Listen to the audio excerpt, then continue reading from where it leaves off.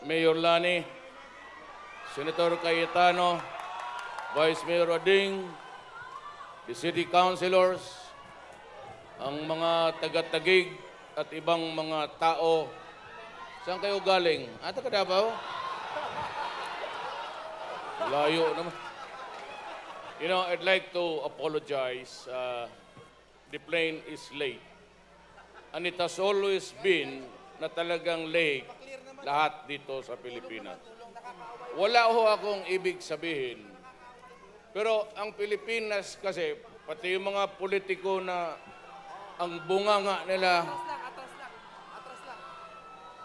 you know, lahat ng eroplano sa Pilipinas, iilang syudad yan, ang landing namin, kung magpunta kami dito sa Luzon, Maynila, eroplano. Ayaw ko kung anong nakain itong putang inang gobyerno to.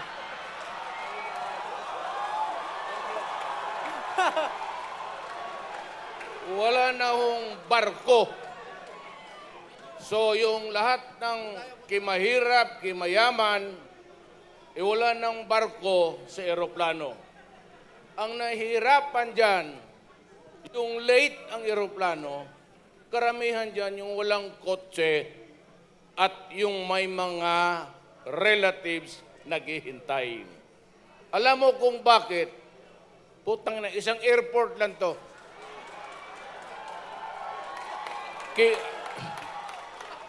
Kihatid mo dito, mga convict, eroplano. Kanina si Vice Mayor, Vice President, sabi ko, ay nagkita kami. Nung may sabi sa akin na kasama ka ni Vice President sa eroplano, sabi ako, wala akong problema, matanda na ako. Sabi na, I can go anytime. Pero sabi ko doon sa Diyos, nagdasal ako, Diyos, huwag mo lang ihulog ito. Kasi ang Vice Presidente nandito.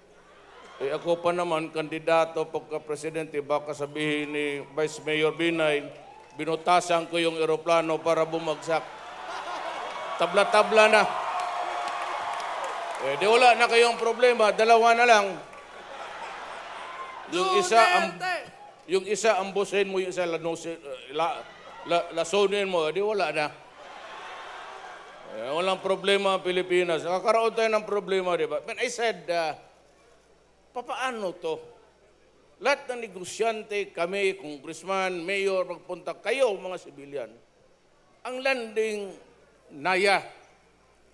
Kaya late yan because at any given time, there are about 30 eroplano naghihintay ng final approach.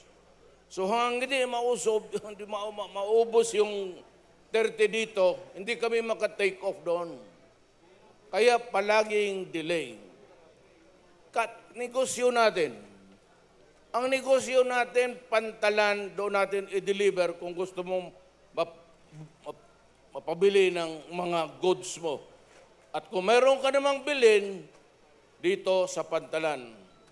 Ang export-import dito sa isang pantalan, isang daan, walang iba at ang naghihintay lahat.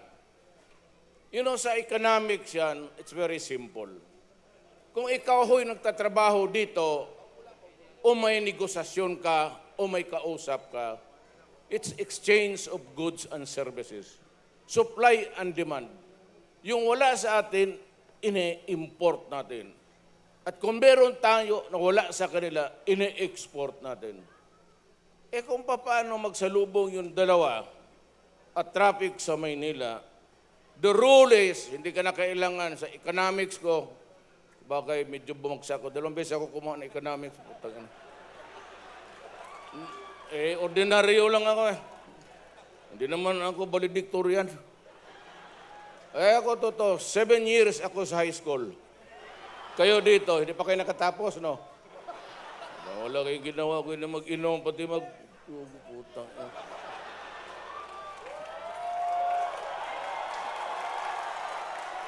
Wala namang, Alam mo, ang City of Manila itself, hindi lang yung EDSA, it's overloaded.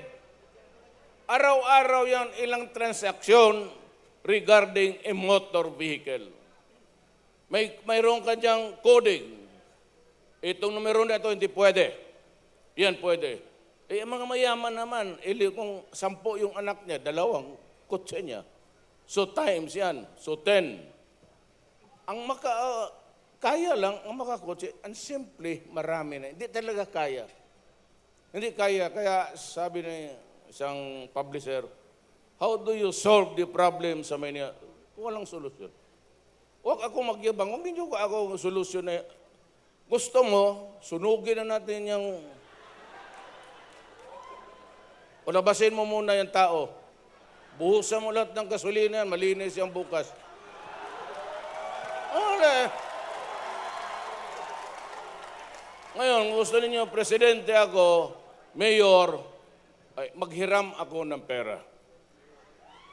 Kagaya kay Marcos.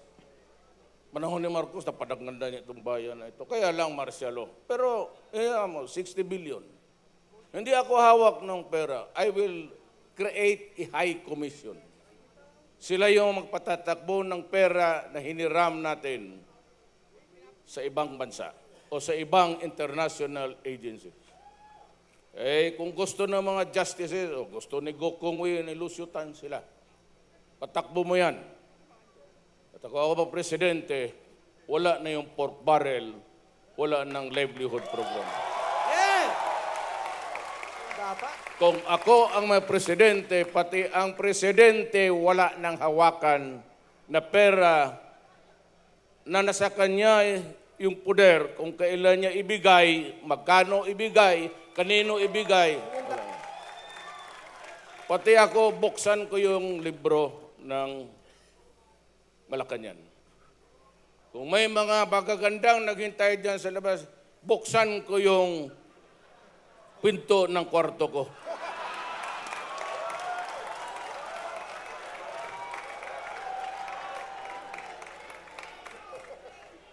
Mas gusto ko ang babae kaysa pera. Duterte! Duterte! Ngayon, sabihin mo na magkurakot ako. 22 years ako mayor ng Davao City. Hindi ko estilo yan. Ako, ninakaw ko ng piso, di wala. Ito man naman taga Davao, hindi naman ito taga Davao. O, tignan mo. Ba't ka nandito? Naka-hold up kayo?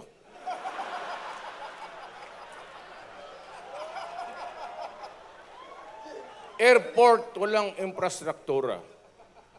Ang pantalan, if you are a trader, na palabas mo ang iyong goods o papasok, you would want the cheapest, of course, barko, the fastest, at walang istorbo, maipasok mo kaagad.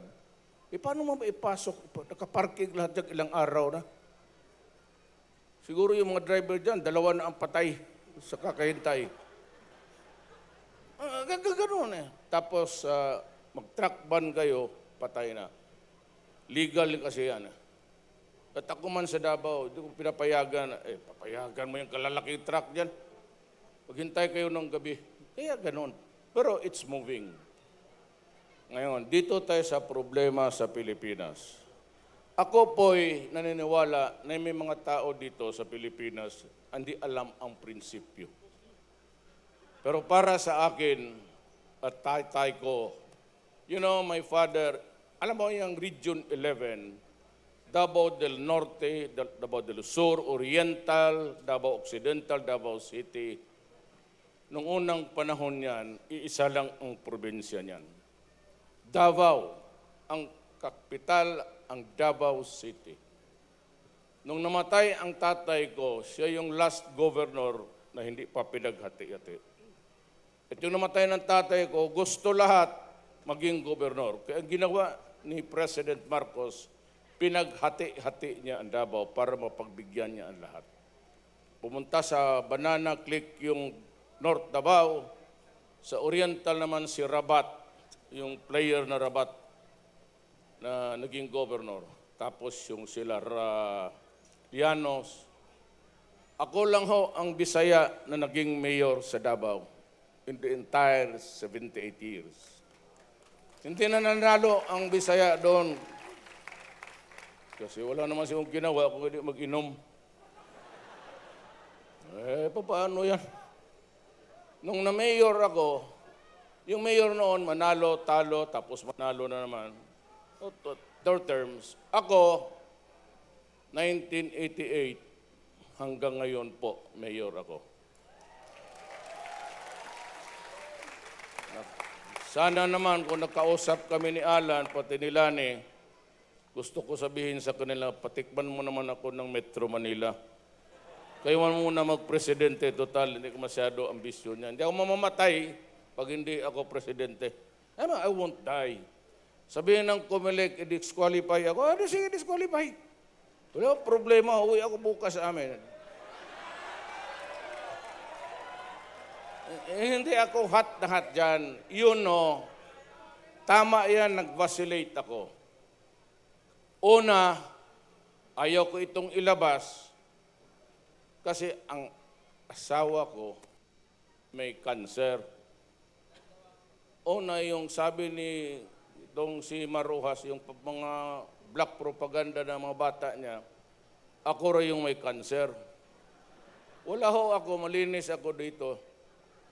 Yung dalawa dito, nagbibitay, mukhang ano na. Baka siguro, patignan ko, mukhang nabubugok na. Hindi na kaya patindigin yung...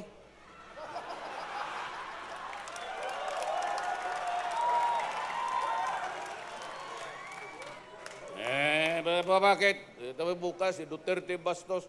Ano pala ito may mga utin dito? Wala. Korne. Well, anyway,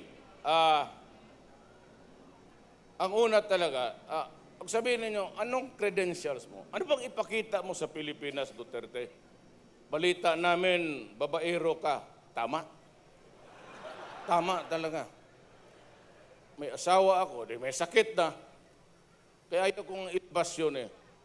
Kaya nung inilabas ng mga black propaganda ni Rojas, nagalit yung mga anak ko. Because if you try to voice something, a statement or a declaration, it becomes an issue. Ganun ba? So magkaganon na yung media ngayon.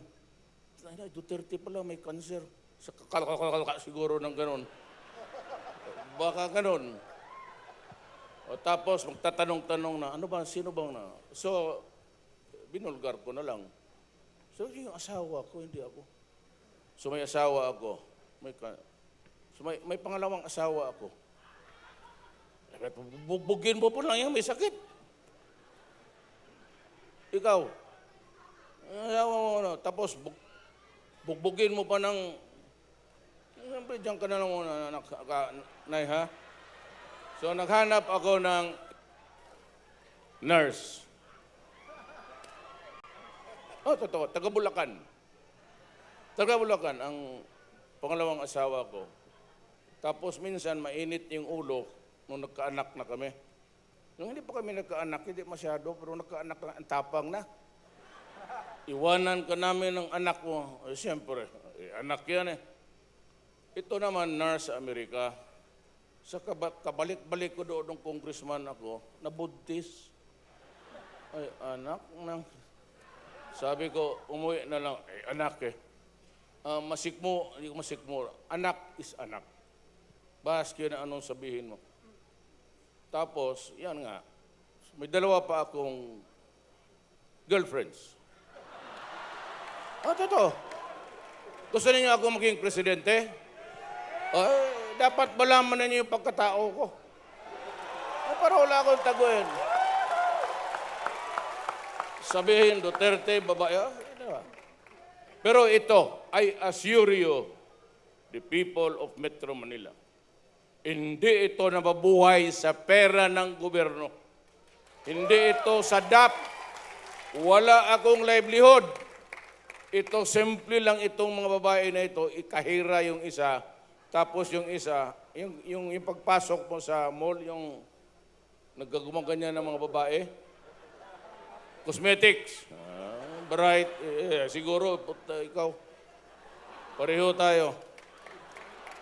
Yung sa cosmetics, medyo bata.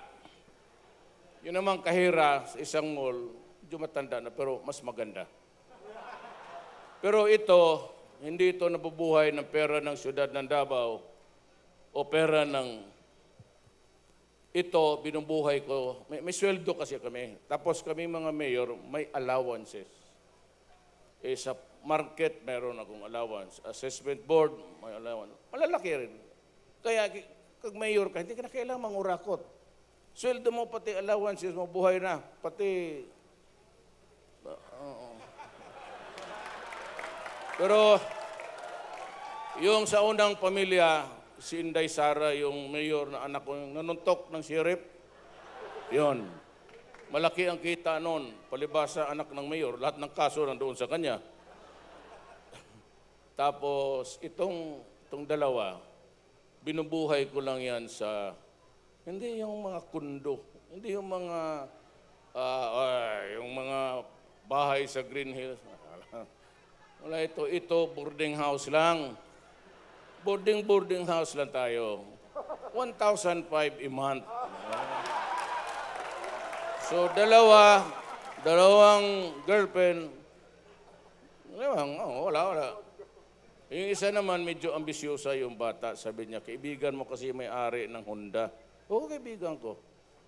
Sabi niya, pwede bang sabi niya, bigyan mo na ako ng repossess. Mura lang.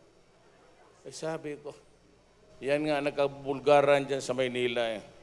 Kasi binibigyan ng Porsche, binibigyan ng Mercedes-Benz. Sabi ko, kunin niya perang putang. Tapos sweldo mo lang sa... Kaya sabi ko, wag na. Total, ano man ang biyahe natin sa buhay natin dalawa? Sunduin kita doon sa boarding house mo. Pasok tayo ng motel. Short time lang naman. Iuwi kita. Short time lang. Noon, nung bata pa ako, overnight, medyo magastos yun. Every 3 hours, ay kwitada na maputang inang tong hotel na to.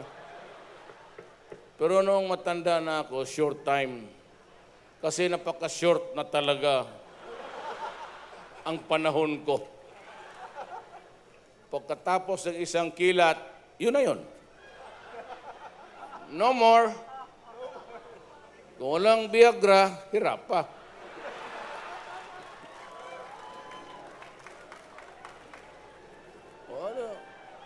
Isang atake sa akin is judicial killing. Ganon. Hindi ko aminin na pumatay ako ng tao na nakatali, nakaluhod. Pinakaduwag mong gawin niya. I mean, I cannot shoot dead person dead na nakaganon. Lukuha dyan. Pero kung sabihin mo may pinatay ako, kukunti lang naman. Oro mga 1, 2, 3, 4, yun lang ganon. Alam mo kasi sa totoo lang, manako ako, ito seryoso na. Pero yung sinabi ko lahat totoo yan. Hindi ako I do not lie. Wala akong obligasyon na magsinungaling. Putang ina, bakit ko? O ito, yung mga kriminal, sinabi ko na sa inyo, o kung may kapatid ka doon o pinsan na nawala na, sinabi ko sa iyo, ang una ko talagang, hindi ko kaya ako dito, kriminalidad, pati droga. Pag ako ang nagpresidente ng Pilipinas, kayong mga drogista, yung araw na yan, magbikti na kayo, o talagang papatayin ko kayo. Di ako nagbibiro. Kaya mga sabi ko, do not come to Davao and do drugs. I will kill you. You know, ang droga has destroyed this generation. Yung henerasyon namin, nung una, dito sa pahit-hit lang yan sila ng marijuana. Kaming magkabrad, halos na magbarilan, kasi pinipilit rin nila ako. Sabi, putang ina ka. Wala namang nakakatawa dito. Kanina pa kayo hagikik ng hagikik. Para kayong buang. Huwag mo akong isali sa ganon.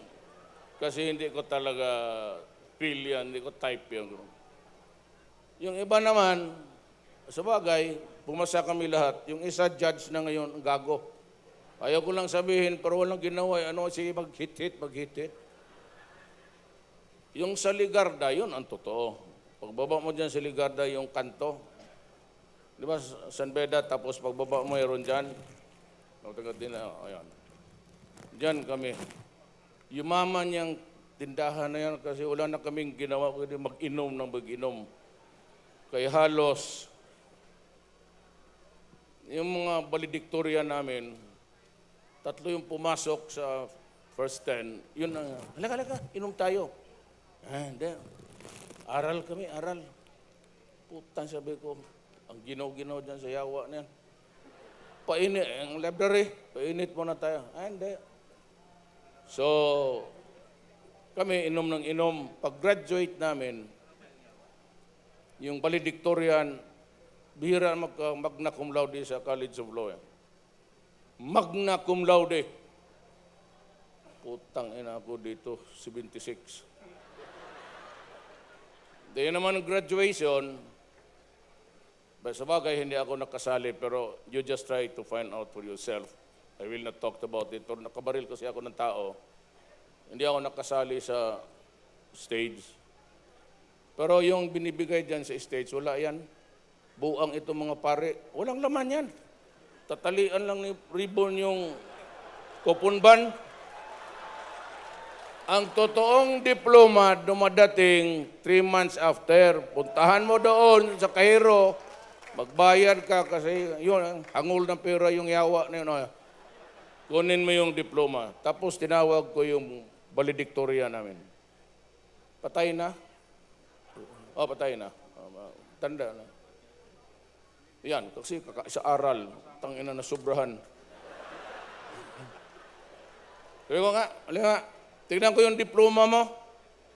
Tignan ko yung diploma mo. Sabi niya, bakit? Di basta. Bigay mo.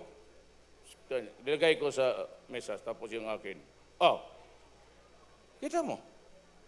San Beda College. Kaya mo, ang akin, San Beda College.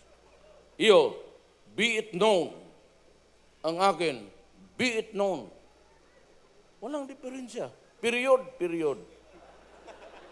Ang perma, Reverend Otaso. Yung akin, Reverend Otaso. Ngayon siya patay na, putang na magka-diferensya ito, presidente pa.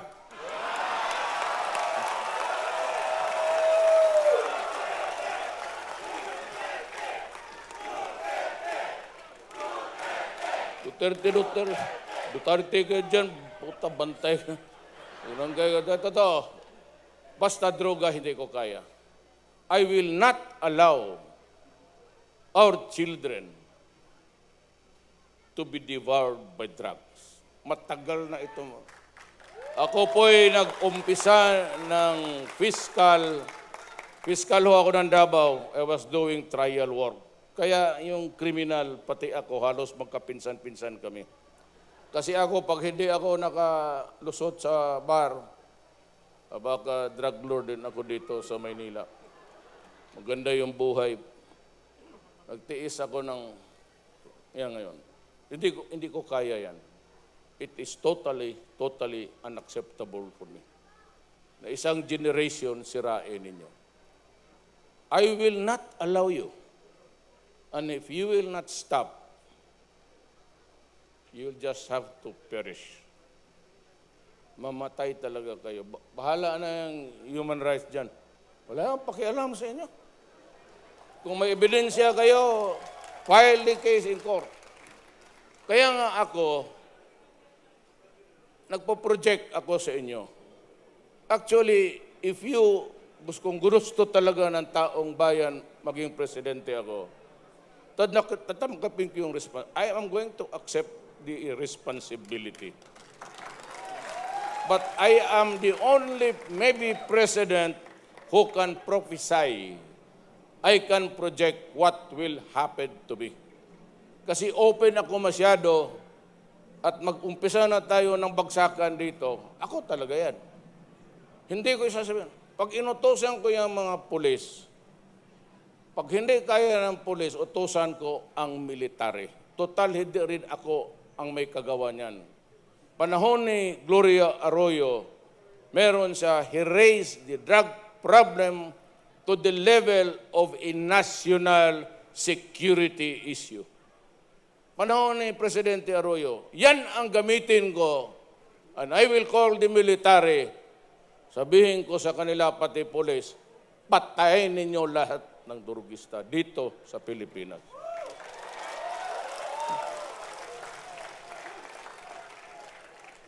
Kasi pag hindi ninyo patayin, kayo ang patayin ko. Sino man pala? Katrabaho man nila yan.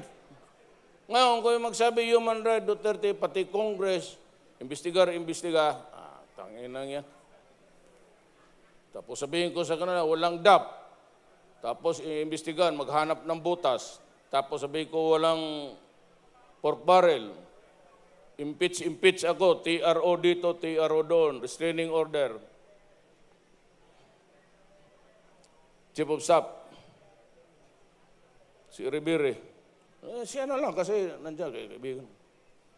Daldal mo ang Congress ng pati Senado, tagdadalawang tangke de guerra. Hintuin mo yung sesyon, pag nagpipilit yung mga yawa, paputukan ninyo.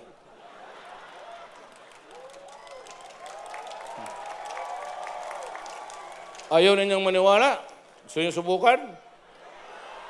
Ako lang yung presidente at the end of my term, hindi ba nila ako kayang arestuhin o pahirapan. I will go to jail. Open kasi ako masyado. That's what I'm doing now. So I have to answer for what I say because I am bound by what I say in this planet. So in the dying days of my administration, I could see that there would be serious cases filed against me. Mapupunta talaga ako sa Muntinlupa. Punta, sigurado yan. Now, ang redeeming factor ko, yung sumunod na presidente sa akin, bihin niya, nakakaawa naman itong gagong to. May ginawa naman ito sa bayan, siguro pardon lang natin. Yan ang deal. Patay na ito. Sakripisyuhan ko yan. Pag walang magpapardon sa akin, hindi pa nga ako, gumaganti na ang mga ulol. Hindi pa ako nag-umpisa. Doon tatanda ako sa Muntinlupa. Okay na lang. Kaya kung yan ang babayaran ko, okay ako. I will do it. And I will go to prison. Tapos baka si Dilima manalo. Alam mo si Dilima pumunta sa Davao. Yung the Human Rights Commission investigated me, ang bank. Ang bank is, nandoon sila lahat mga commissioner.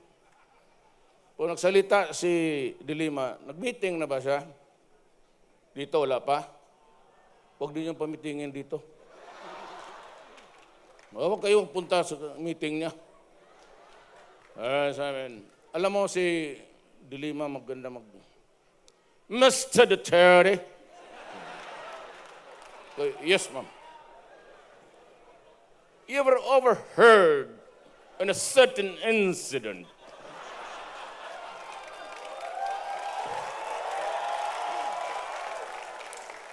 that you threatened a certain Alfredo Mendoza? Kala mo na sa simbahan ka, nag-i-echo eh. Alfredo Mendoza. And what is really reprehensible is that 2 days after you threatened Mendoza, he was found dead with a gunshot wound in the head. What the hell is happening to your city? So, ambot.